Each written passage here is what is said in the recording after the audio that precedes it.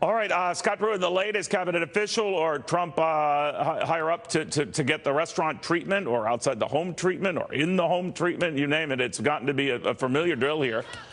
Scary one sometimes, regardless of what you think of Mr. Pruitt or what have you. Comes on the heels, as I said, of the Homeland Security Secretary Kirstjen Nielsen being shouted down during dinner. All these groups that assemble outside Trump cabinet officials' homes and the like. Randy Sutton says these protesters could set a dangerous precedent that could easily escalate. Randy, very good to have you. It's always a pleasure to be here, Neil. Thanks for having me. What do we do this? Obviously, it's a country where you're free to protest. I didn't know you're free also to walk into a restaurant and disturb all the other patrons while you do it. But people are free to do this. But I always wonder how this escalates the tension.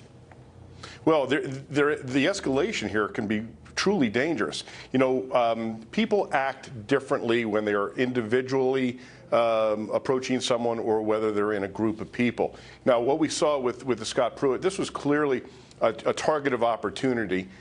She saw him. She got her little camera out. She took her baby in her arms. I mean, she knew all about the optics.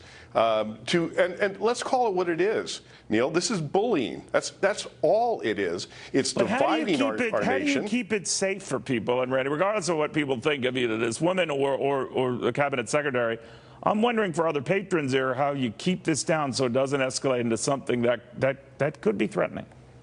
Well, in reality, the restaurant owners who really have responsibility for the safety of their people should be calling the police, and they should be extricated immediately. You know, here's the thing. You know, we have this escalating problem with this bullying taking place, this division, and then you got Maxine Waters, who's like hanging around her cauldron, stirring the pot. And I want to talk about another politician that wanted to pit groups of people against each other, which is exactly what's happening here. And it led to deadly consequences. His name was Adolf Hitler.